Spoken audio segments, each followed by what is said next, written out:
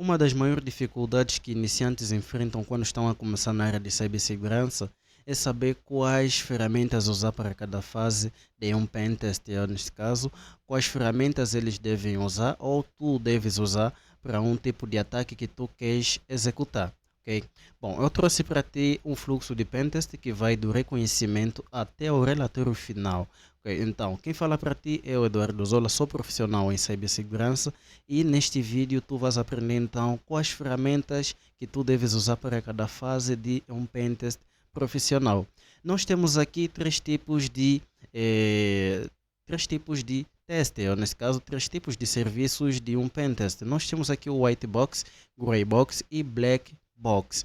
Bom, onde é que esses tipos encaixam? No white box é quando tu recebes um serviço ou queres fazer um ataque e tu tens o máximo ou tu tens todas as informações do teu alvo ou vítima.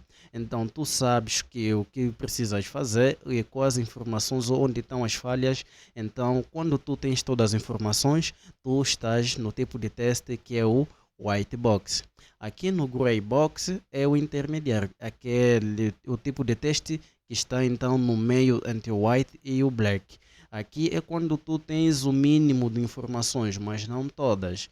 Praticamente tu sabes algumas informações, qual tipo de sistema, quais portas, mas não todas as informações do teu alvo ou vítima.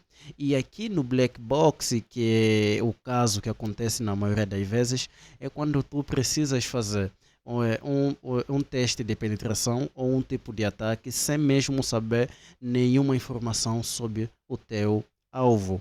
Ok? Então, guarde bem isso, pois isso tu vais poder usar para o resto da sua carreira em cibersegurança. Ok?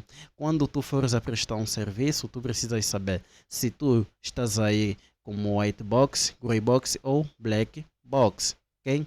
Bom, vamos então aqui na nossa primeira fase de pentest. Bom, nós aqui temos o reconhecimento passivo.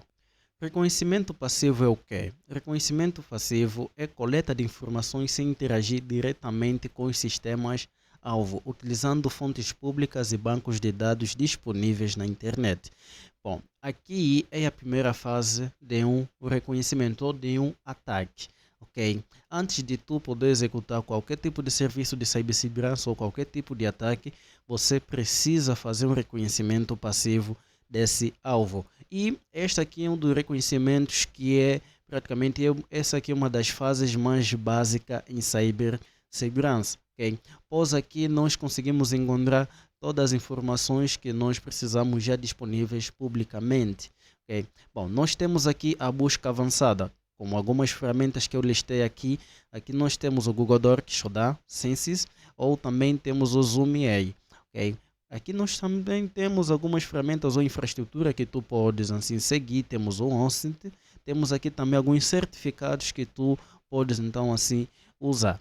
Ok? Bom, a nossa próxima fase nós temos aqui o reconhecimento ativo. Bom, tanto o reconhecimento passivo como o ativo, essas duas fases fazem parte de uma única fase, que é o reconhecimento ou ONCINT como tu preferes chamar. Já aqui no reconhecimento ativo, nós temos a interação direta com os sistemas para mapeamentos e descoberta de serviços em execução.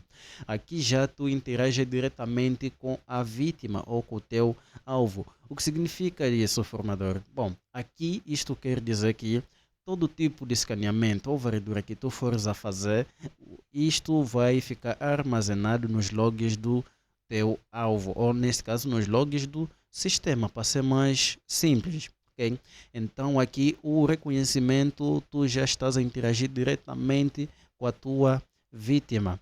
Bom, na nossa próxima fase, e antes de nós passar para a próxima fase, nós também temos aqui as ferramentas utilizadas para o reconhecimento ativo. Temos aqui o Nmap, que é uma das ferramentas indispensáveis para qualquer tipo de análise ou qualquer tipo de reconhecimento. Okay? Nós temos aqui também um reconhecimento para DNS e temos aqui também para o web, como temos o WatchWeb, o Appalizer, temos aqui como outras ferramentas.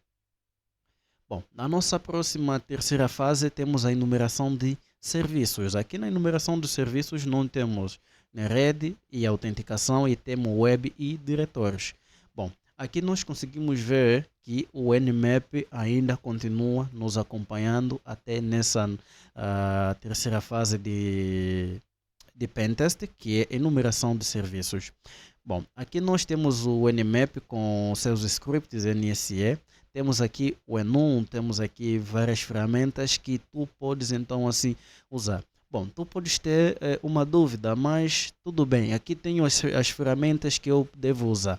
Mas quais são as ferramentas específicas que eu então devo usar para cada tipo de enumeração de serviços? Bom, isso vai dependendo do que tu esteja fazendo, ok?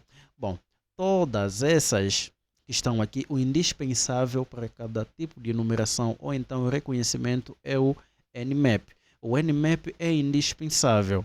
Preste bem atenção, o Nmap é indispensável. Eu sempre repito que para cada tipo, eu repito uma frase que eu digo o seguinte: antes de qualquer tipo de ataque, ok? Primeiro, sempre fazer o reconhecimento e enumeração, que significa que o Nmap ele é usado para todo tipo de ataque, ok? Todo tipo, mas todo o tipo. Tu podes aí deixar nos comentários se tem uma sugestão, um ponto de vista diferente do que eu esteja dizendo aqui, ok? Bom, uma vez que o Nmap aparece aqui na rede de autenticação, isso não quer dizer que ela não deva ser usada em web e diretórios, ok? Pois aqui nós temos, quando eu preciso fazer listagem de diretórios ou web, eu já sei que preciso usar essas ferramentas, ok? E nessa série dos vídeos que eu passarei a postar aqui no meu canal, eu então vou poder trazendo cada vídeo com a sua própria ferramenta, ou cada ferramenta com o seu vídeo, ok? Então, vamos aqui direto ao ponto. Bom, na nossa quarta fase de Pentest, nós temos então aqui análise de vulnerabilidades. Nós temos aqui os scanners comerciais, scanners específicos e base de dados que é CVE. Okay?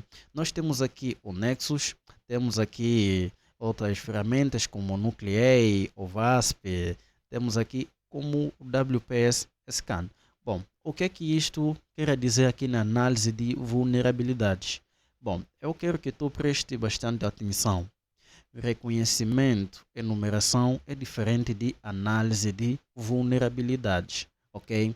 Bom, quando nós já passamos na fase de reconhecimento, passamos na fase de enumeração, ok? Então, a próxima fase que nós vamos é fazer então análise das informações que nós conseguimos ou podemos então assim encontrar. Lembra que eu no princípio disse que nós temos três tipos de teste, que temos o white box, grey box e black box.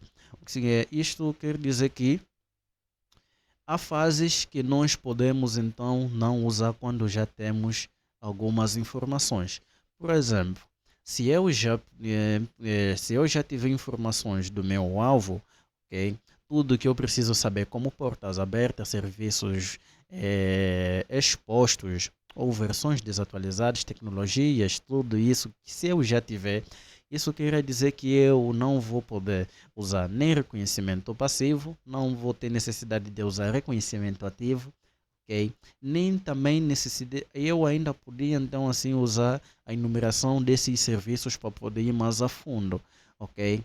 Mas quando se trata do tipo de teste que é o black box, o que significa que todas essas fases são indispensáveis, ok?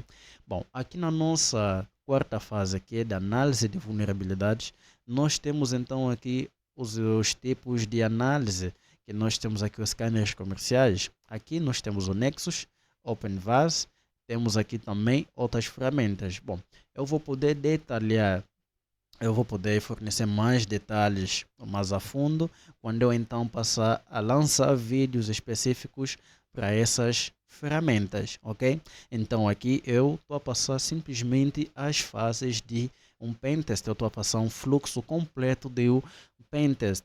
E este fluxo que eu estou a passar para vocês, ela é usada para qualquer tipo de área. Se tu és um profissional de cibersegurança focado em aplicativos em serviços web ou redes, esse fluxo ela é indispensável, ok? E tu, qualquer pesquisa que tu fores a fazer, vais encontrar sempre este fluxo, ok?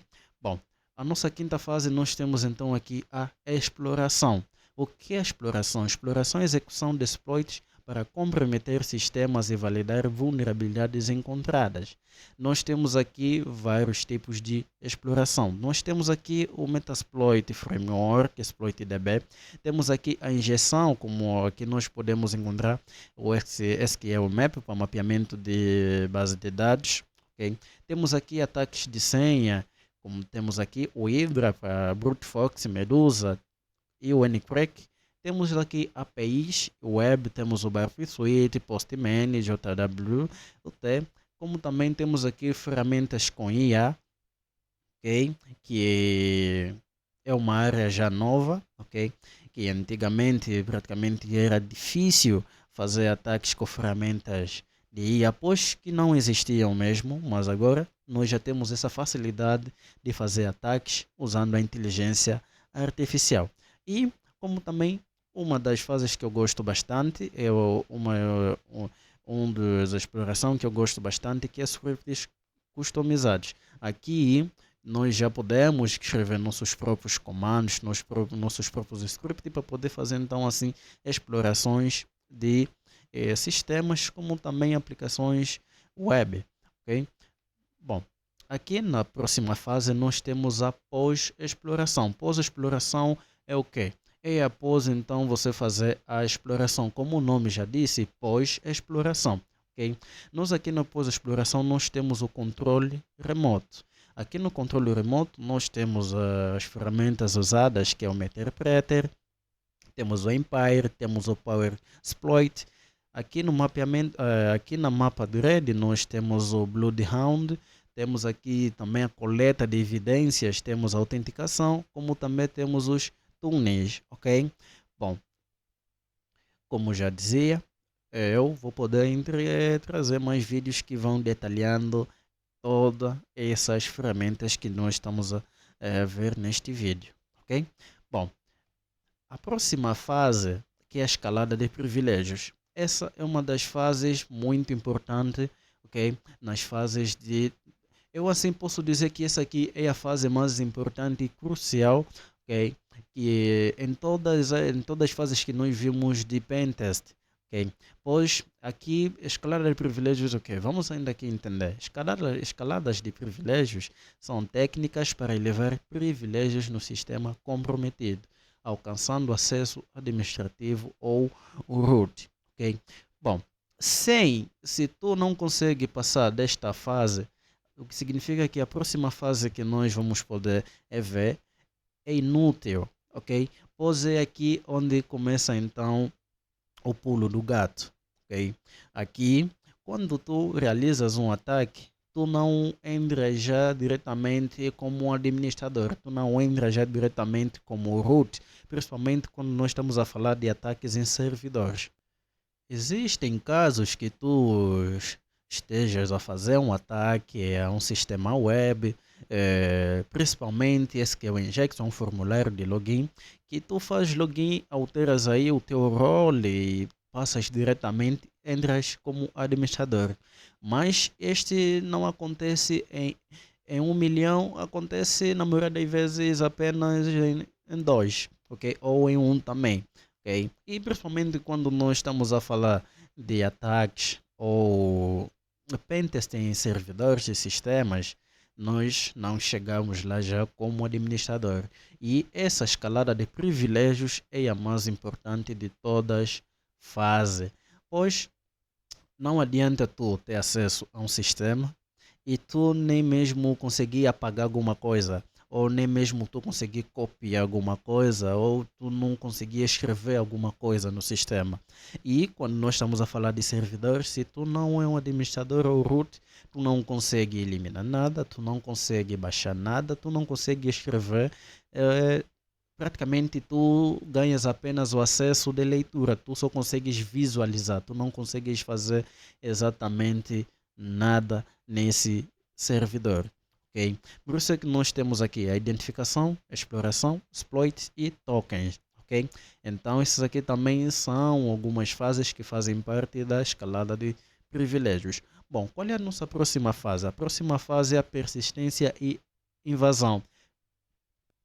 E eu aqui aproveitei logo deixar um alerta, ok? Para todos vós que estão a começar em cibersegurança, todos os iniciantes, ok? Bom, as técnicas de persistência e invasão só devem ser utilizadas quando se tem autorização. Tu não deves usar a técnica de persistência num sistema que tu foste contratado para fazer simplesmente uma análise, ok?